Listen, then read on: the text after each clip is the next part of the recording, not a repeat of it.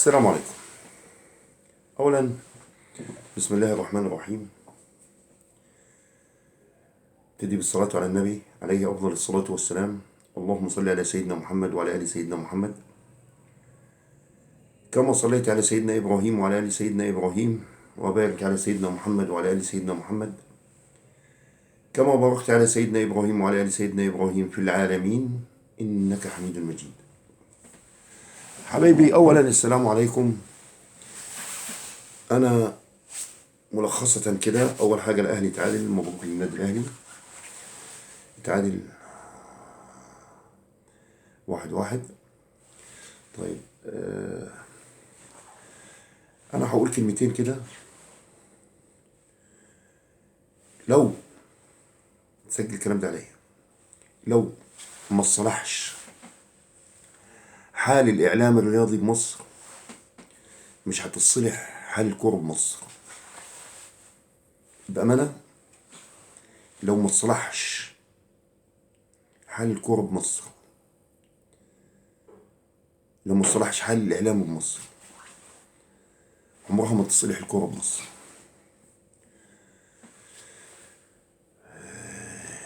أولا أنا بقول كلمتين كده، واللي عاوز يزعل يزعل. قد ما حد هاجم الكابتن حسام حسن في مباراة السنغال، لكن بعد اللي شفته النهارده بماتش الأهلي، فعلا الله يكون بعون الكابتن حسام حسن. والله الله يكون بعون الكابتن حسام حسن على القماشة اللي معاه دي. يا راجل، ده اللي طالعين بيلعبوا النهارده دول الصفوة، يعني بتوع الأهلي دول اللي نتكلم صراحة الصفوة، هتضيف عليهم كم واحد من المحترفين بتوعنا معروفين. تمام، دول صفوة اللعيبة بمصر عندنا، مع كم لاعب من الزمالك وخلصت الحكاية. دول الصفوة، يعني دول الزبدة، يعني زي ما بنقول دول صفوة اللعيبة. طبعا أنا بوجه كلام لا يا زملكاوي، يعني يا ريت ما يتدخلش بشؤون النادي الأهلي بالذات بالأوقات دي، لأنه إحنا بص هقول لك اللي بيته من إزاز ما يحدفش الناس بالطوب. إحنا كفاية عندنا المشاكل اللي عندنا، فإحنا نطلع برضه ونسيب نعمل كابتن طارق السيد ويتكلم على مشكلة إمام عاشور ومش عارف مين ومين ومين. احنا خلونا نركز بمشاكلنا، احنا نتكلم كورة.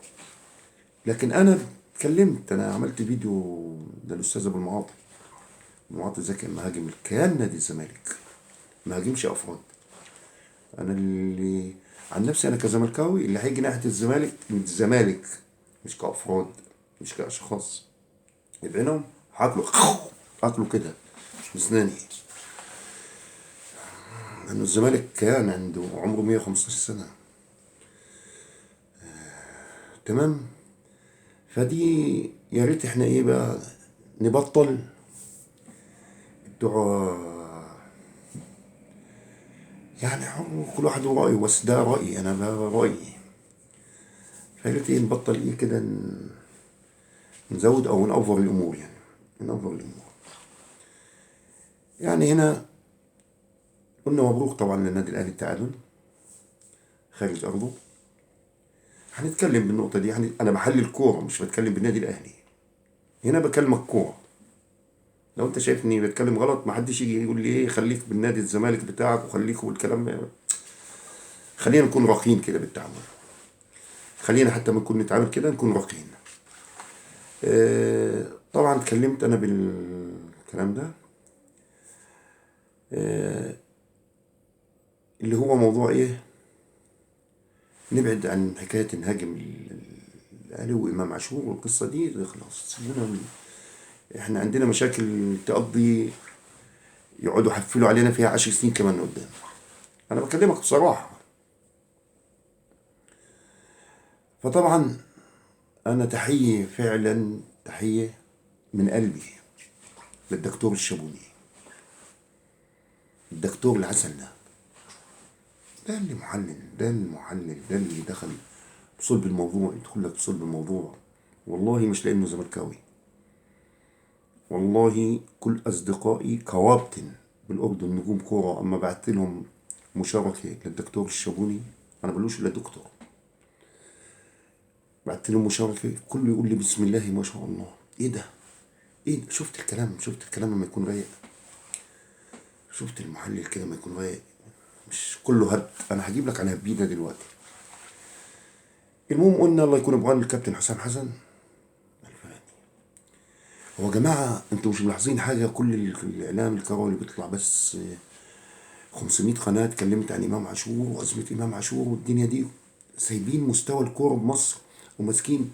اصله دلوقتي بقت الاعلاميين ايه؟ اكل عيشها اكثر من لعيبه الكوره. يعني مش اعلاميين، وهي مش كلها اعلاميين يعني. هو انا اعلامي؟ ما كله دلوقتي بيتكلم الكوره. تمام. بس ممكن واحد يطلع يقول لي وانت كمان بتتكلم بالكوره، انت مين؟ ما واحد قال لي كده، انت مين؟ لو جيت لي ملعب يا كابتن، انا عندي 54 سنه، اقول لك انا مين؟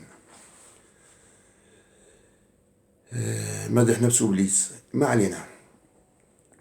فطبعا ايه، محدش شايف مستوى الكوره عندنا.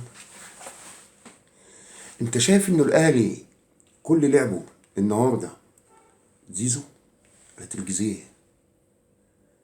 يا جدعان مش دي كوره مصر، دي مش كوره مصر.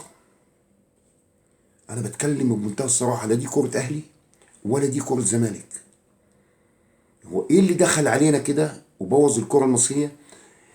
انا اعتقد يعني من ساعه ما دخل علينا،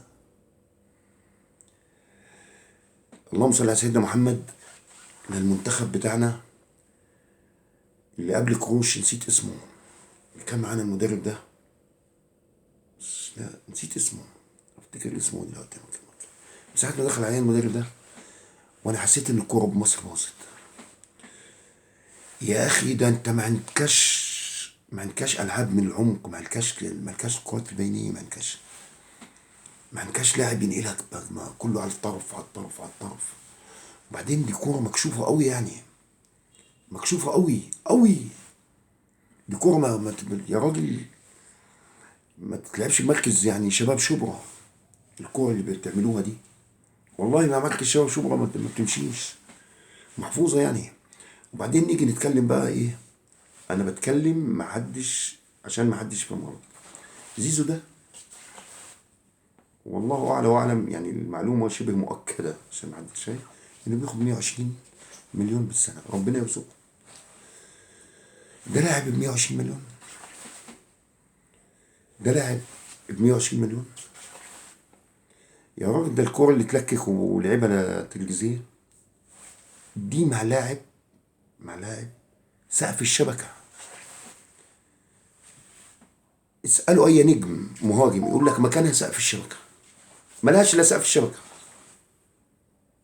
او ببعد الزاويه اليمين، او ابعد زاويه يمين للحارس بالبعيده خالص، تروح بارتفاع ايه؟ نص متر على الارض. دي مكانها. اسال اي مهاجم كوره وحريف كوره يقول لك الكلام ده صح، دي مكانها. ده لاعب ب 120 مليون. تمام. نيجي بقى هنا ايه؟ هي الكوره كلها عامه، هنعمل حلقات. انا مش عاوز افتح لك واحلل لك، بس انا حطيت لك الشاشه ورايا وجايب لك ملخص مباراه الاهلي والفريق التنزاني ده، مش عارف اسمه يانجا افريكانو ولا حاجه، وانا مش عارف حتى اسمائهم الافارقه دول غريبه. يانك افريكانو. المهم يا صاحبي، إيه، في ناس بتطلع بتطبل من بلاش اثبات. انا حسبت لك اثبات. طلع الكابتن رضا عبد العال اتكلم بدايه جميله، لقيته بيقول لولا شوبير، مصطفى شوبير، لكان النتيجة، كان الأهلي شال نتيجة. أنا بصراحة ما حضرتش الشوط الأول، تمام، ما حضرتش الشوط التاني، فجبت الملخص.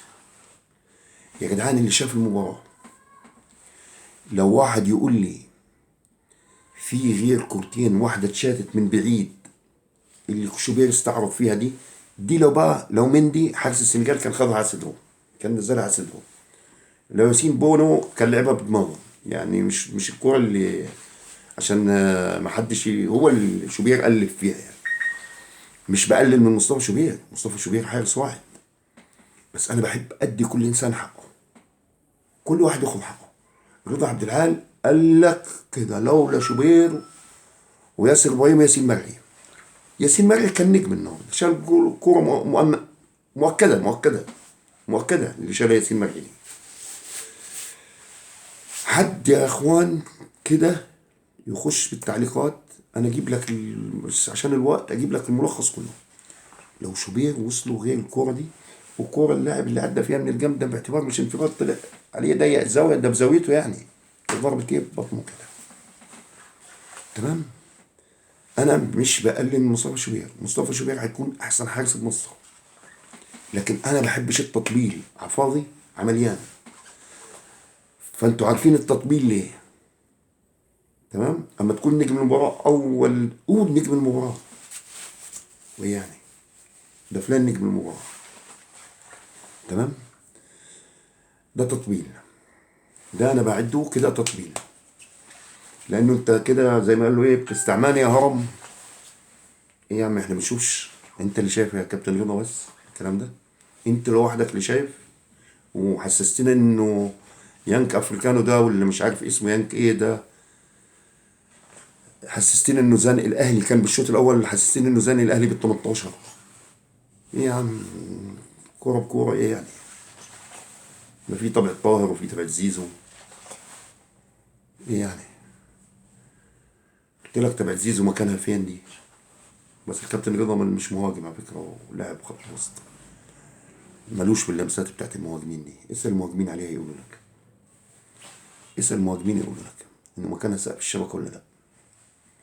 اسالوا النجم الكابتن حسام حسن، اسالوا النجم عمرو زكي، اسالوا النجم عماد متعب، اسالوا النجوم دي. فطبعا يا صاحبي شفت النهارده حاجات، والله العظيم لو اجيب حاجات تكسف. واحد طالع يقول لك احنا كنا فرحانين بامام عاشور، ولو المشكله عندي متابعين على اليوتيوب واسلوبه كده ما شفتوش، انا ما شفتش اسلوبه بحياتي كده. يعني شفت ناس كتير على اليوتيوب شفت كده، انا ما شفت ازاي ده بيجعر ويصفر ويقول لك احنا كنا موافقين انه امام بس يجي عشان الخازوق اللي ندينا زي خازوق ايه يا راجل؟ خازوق ايه؟ مش انتوا خدتوه من الدنمارك؟ خازوق ايه؟ يا عم ما بقول لك ايه، اريحك، مش هو امام لاعب عندكم بالاهلي؟ انتوا حرين بقى تعدموه تبيعوه تخللوه تعملوا فيه محشي تحشوه اللي انتوا عاوزين اعملوه. ده دلوقتي مش ده خلاص ولدكم ده، ده ولدكم انتوا حرين فيه. انتوا عندكم اداره محترمه وبتعرف تاخد اجراءاتها. بس اعتقد انه الكابتن الدكتور الشابوني حلها يعني بامانه، حلل لك العقده للنادي الاهلي، حلل لك العقده لاداره النادي الاهلي والخانه اللي انتوا حطيتوا نفسكم فيها. انا مؤيد لكلام الدكتور الشابوني. المهم يا حبيبي يا صاحبي، واحد يطلع صفار لي ويقول لك خازوق ادينا الزمالك، وابص الاقي لك واحد تاني يا اخويا مش عارف معايا الصور، عارض لك صوره وجايب فيديو، ونادي بيراميدز شفتوا بيراميدز بيعمل ايه؟ عاوز ياخد الصفقات من الاهلي، وهو نازل بيراميدز ده نازل عشان الاهلي. ووالد ابو عوده الفخوري، والد جايب الفيديو بيقول لك ده والد ابوه، ابوه لعوده الفخوري، كان بيقول لك ده ابوه لعيد والده لعوده الفخوري، وجايب فيديو بيتكلم وانه بيراميدز ابصر ايه وبيراميدز اللي باظ. يا راجل عيب يا راجل، يا راجل عوده الفخوري ده ابن حتتي، ده ابن حتتي بيلعب بنادي الحسين ايربد، ده انا كنت العب بنادي الحسين ده وانا صغير. يا راجل انا كنت العب بالنادي ده. انت بتهبد على الناس بتقول لهم ده ابوه لعود الفخوري، ده مش ابوه ولا. يا راجل ايه ده؟ ايه الكلام الهايف ده؟ وتقول يا عم حقه اللي معاه فلوس يشتري. امال انت خدت زيزو ليه؟ مش بالفلوس يا بابا، ده انت ب 120 مليون تديله السنه، 120 مليون. خدت امام ليه؟ مش عشان عندك فلوس؟ انا اسالك سؤال، امام لو ما عندكش فلوس كان جالك؟ مش هيجي لك. زيزو هيجي لك؟ بن شرقي كان هيجي لك؟ اي نجم كان هيجي لك بالفلوس، عشان فلوس. عندك فلوس، عندك فلوس. انت زعلان ليه اما بيراميدز يخش على لاعب بقى؟ هو حر. انت دفعت 100 ان شاء الله هو يدفع مليون، انت مالك؟ انا لو اقعد اعرض لكم فيديوهات، احنا هنقعد 3 ساعات بالفيديو ده. اعرض لكم ده فيديوهات، انا بكلمك عن فيديوهات. انا بكلمك اهو ورايا، وهاتوا التحليل. اي حد يشوف، هات التحليل. لو مصطفى شوبير، لو انا بتكلم ومصطفى شوبير وصلوا غير الكورتين دول بحساب. يعني الكوره اللي هو قلت لك عامل فيها انا متاكد، يعني متاكد لو مع مندي كان خدها على صدره. لو ياسين بونو كان كتمها كده نزلها. يعني مش الكوره اللي تأفوروا فيها يا جدعان. مش اني بقلل من مصطفى. مصطفى ده هيبقى احسن حارس مصر وافتكر الكلام ده. مستقبله كويس يعني. لكن انا ما بحبش التطبيل. اعطي كل ذو حق حقه. اعطي كل ذو حق حقه. فصاحبي يا حبيبي، مش هنبطل هبد احنا، ونشوف فعلا الخلل عندنا بالكرة المصرية بقى ايه. نشوف الخلل. يا راجل ده احنا كنا نلعب بطريقة، طريقة منتخب مصر، طريقة الأهلي، طريقة الزمالك. يا راجل احضر كم ماتش من الأهلي والزمالك من قدام. احضر كم ماتش. احضر مباراة كأس مصر 4-3 دي. احضرها. شوف طريقتنا كانت بالكورة ازاي. هل كان الأهلي بيلعب كده؟ هل كان الزمالك بيلعب كده؟ شوف ماتش الأهلي والإسماعيلي 4-4. شوف ماتش الإسماعيلي والزمالك 4-3 للإسماعيلي. شوف الماتشات دي. هل احنا كنا نلعب كورة كده؟ يا راجل ده احنا لما كنا نمسك الكورة نخلي الفرقة اللي قصادنا تمل. واحنا هات خد وارض. تقول لي دي كورة حديثة؟ دي مش كورة حديثة. دي كورة اسمها عك. اقسم بالله كل اللي بيحصل ده عك. يا راجل ايه ده انت؟ انا قاعد لعيبه مسمعه بسم الله ما شاء الله ربنا يرزقهم. في ايه يا جدعان؟ اللي باخد 100 مليون واللي باخد 120 مليون واللي باخد 60 مليون واللي باخد 60 مليون مش عاجبه، عاوز 120 زي زميله، واللي باخد ابصر ايه. فين الاداء يا جدعان؟ فين المسؤولين؟ ما يحاسبوه، ما تحاسبوا الناس دي. والاعلام المطبلاتي ده اللي كل واحد بيطبل لك، كل واحد على هواه. انا اجيب لك رضا عبد العال طبل كده النهارده لمصطفى شوبير عشان هو ابوه، عشان الكابتن احمد شوبير. اسمع مني زي ما بقول لك كده. بص على المباراه، على المباراه لو في كورتين غير دول حسسني ان الاهلي مزنوق طول الشوط الاول. يا راجل الشوط الثاني مصطفى شوبير ما مسكش الكوره يا راجل. الكوره كلها بره التالت، بره الجول خالص. فالتطبيل ده هو اللي مضيع الدنيا. كل واحد بقى يطبل لا، وكل واحد يطلع يقول لك اصل اللجان اللي هتطلع واللجان اللي بتهاجم واللجان اللي ايه يا جدعان؟ ما فيش حد مستحمل واحد يقول له انت غلط. طب انا دلوقتي بالتعليقات واحد يقول لي انت غلط، ما انا غلط. يقول لي انت حصل واحد اتنين تلاته. ايه يعني؟ ده يا جدعان الاعلام لازم يتغير. يا جدعان انا مش راجل اعلامي، بس انا قضيت من بقيت اشوفه والله. انا يعني مش بطلع اقول دين الشيخ مش تكبرا على الناس، لا. دي حاجه مش اجباريه على الناس، واقعد اقول للناس اديني شير واديني لايك واديني الكلام ده. هو لو عاوز يشوفك تاني هيدي لك شير، هيدي لك متابعه، وهيدي لك لايك، وهيدي لك كل حاجه زي ما بعمل انا كده. اللي بتقبله على نفسك اقبله على الناس، واللي ما بتقبلوش على نفسك ما تقبلوش على الناس. فصاحبي حبيبي اللي بيحصل بمصر دي مش كوره. والله كان الله بعون الكابتن حسام حسن. انا ظلمتك يا كابتن حسام، والله ظلمتك. بعد يا جدع اللعيبه اللي لعيبه الاهلي مش قادره تجري مع اللعيبه دي. وبعدين مش دول مش الفايف ستار يعني بتوع افريقيا. مش الفايف ستار دول، يعني مش الفريق الفايف ستار. في إيه يا جدعان؟ والمعلق يقول لك درجة الحرارة 29 والرطوبة 62. يا جدعان ايه في انتوا لا بحر عارفين تلعبوا، ولا ببرد، ولا الجو ساقع عارفين تلعبوا، ولا الجو متوسط عارفين تلعبوا. نعمل لكم ايه؟ نجيب لكم ملاعب مكيفة تكيفوها كده على مزاجكم؟ في يا جدعان، في يا جدعان، ارحمونا، ارحمونا، ارحمونا، يا ليت الشباب يعود يوما. إيه. والاخ اللي طالع يصفر لي ده ويقول لك الخازوق اللي اديناه للزمالك، وانا زياد، انا من الاول قلنا امام عشان ما تجيبوش وابصر. ايه يا عم، في انت بتتكلم كوره يا راجل؟ انت ده انا حسيت انك بجبلة القرود يا راجل. مش عارف اسمه ايه، الله نسيت. واحد اسمه ابو مروان ده اللي جايب لي خبر عودة الفخوري، والتاني مش عارف اسمه ايه، والله العظيم ما انا عارف اسمه. اجيب لك اسمه دلوقتي، اجيب لك اسمه ايه، والله العظيم. حاجة بقت تكسف، حاجة بقت تكسف، حاجة بقت تكسف، حاجة بقت تكسف. اجيب لك اسمه ايه يا سيدي، اجيب لك اسمه ايه. هاي الكابتن رضا عبد الهادي، كده رضا عبد العال، ابو الهبد. إيه اسمه ايه؟ انظر قبلكاش.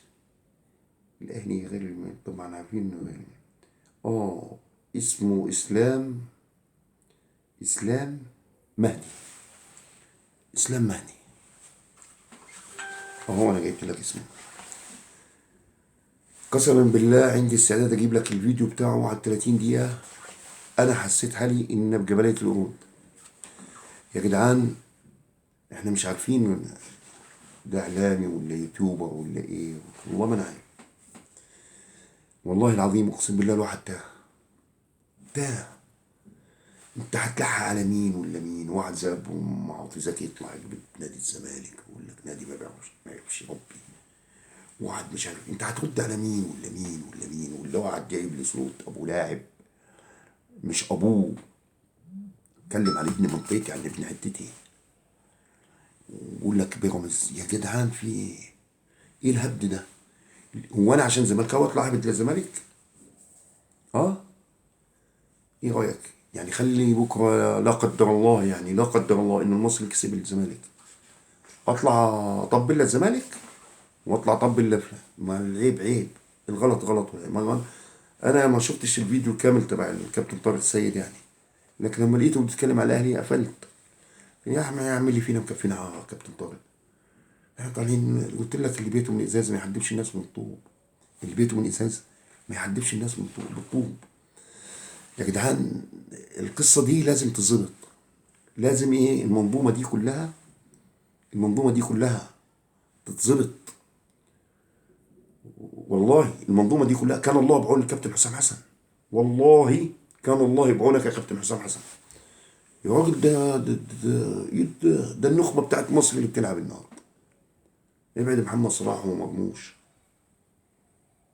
ايه ده يا جدع؟ مش قادرين يجروا. ما انت بكره ما تلعب كاس العالم بامريكا، انت فاكر امريكا دي ايه؟ اسكندريه؟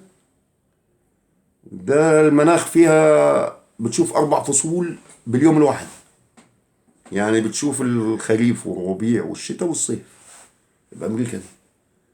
يا راجل اللاعب، يا راجل انا تقعد اتلكك بجو مش جو، ده على سطح عماره العب.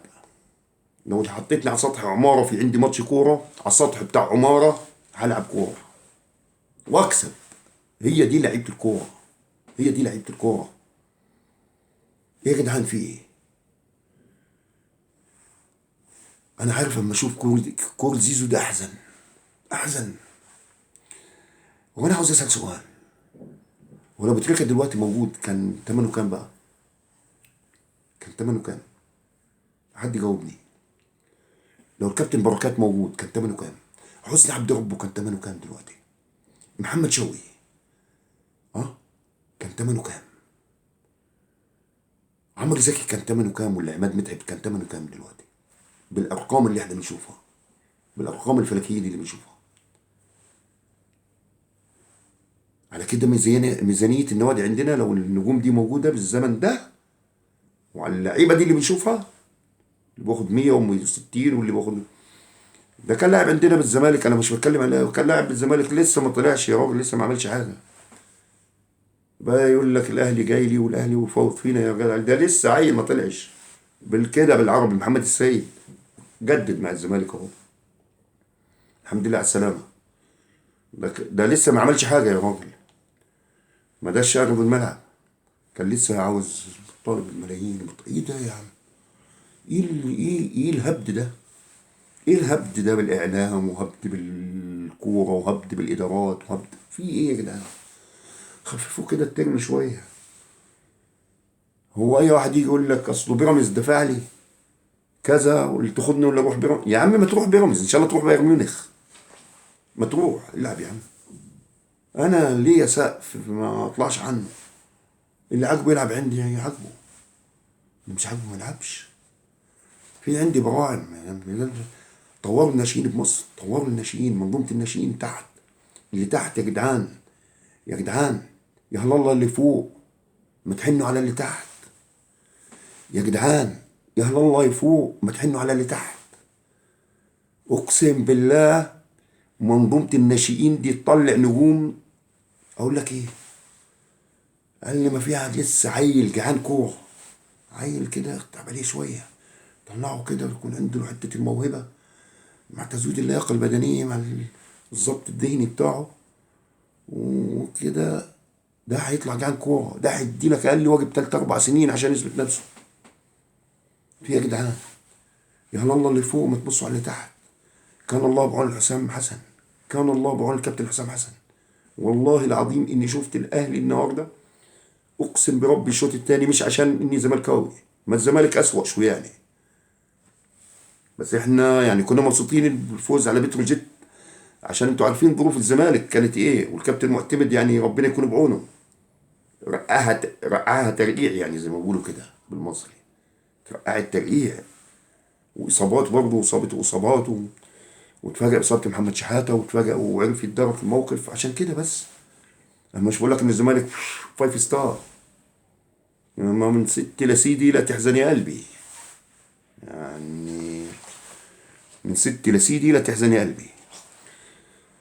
فيا صديقي، ده رأيي العام، منظومة كرة القدم كلها بإعلامها، باللي بيطلعوا الهبيد على اليوتيوبر وعلى شو معرفني على اليوتيوب وعلى الفيسبوك وعلى كلها بالهبيدة كلها، كله لازم يصلح من حاله، ادي كل ذو حق من حقه.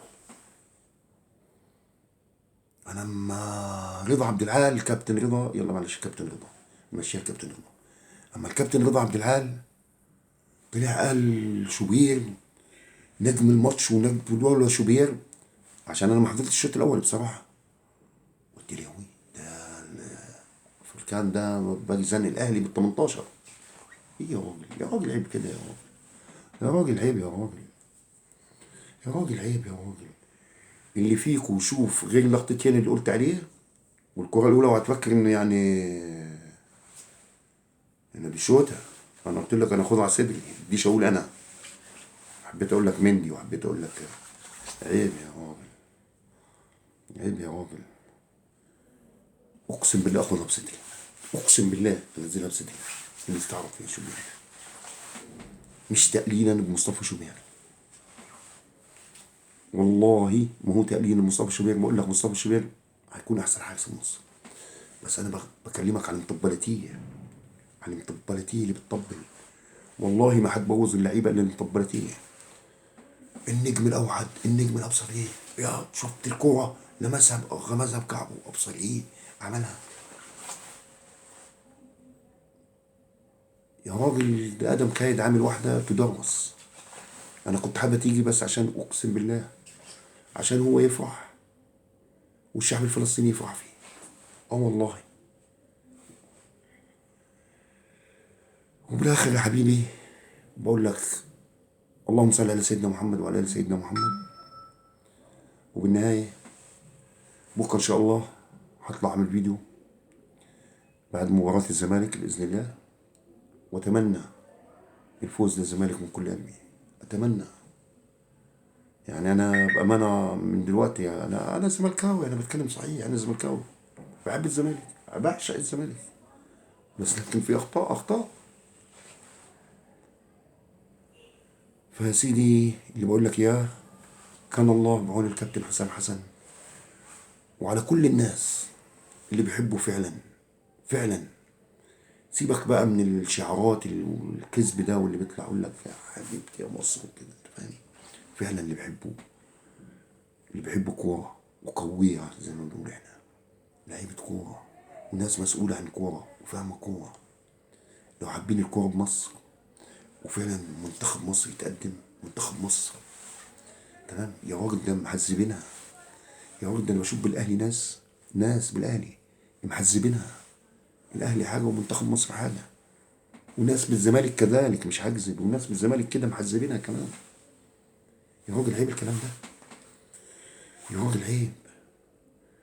اتمنى اتمنى ان المنظومه كلها ان ربنا يصلح حالها، مع اني شايف الكلام ده بعيد قوي.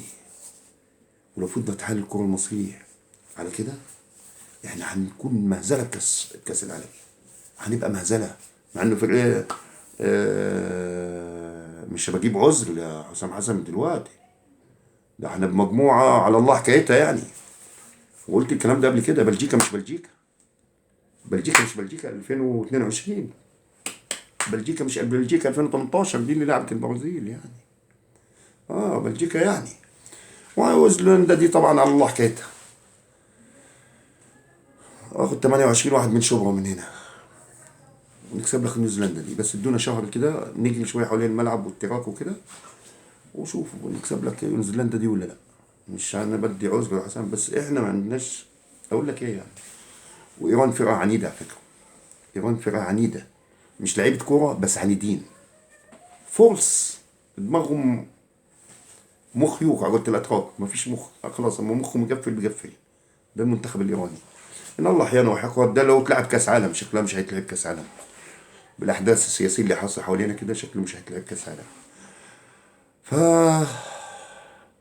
بالنهايه نصلي على النبي، اللهم صل على سيدنا محمد وعلى ال سيدنا محمد. والسلام يا نجم.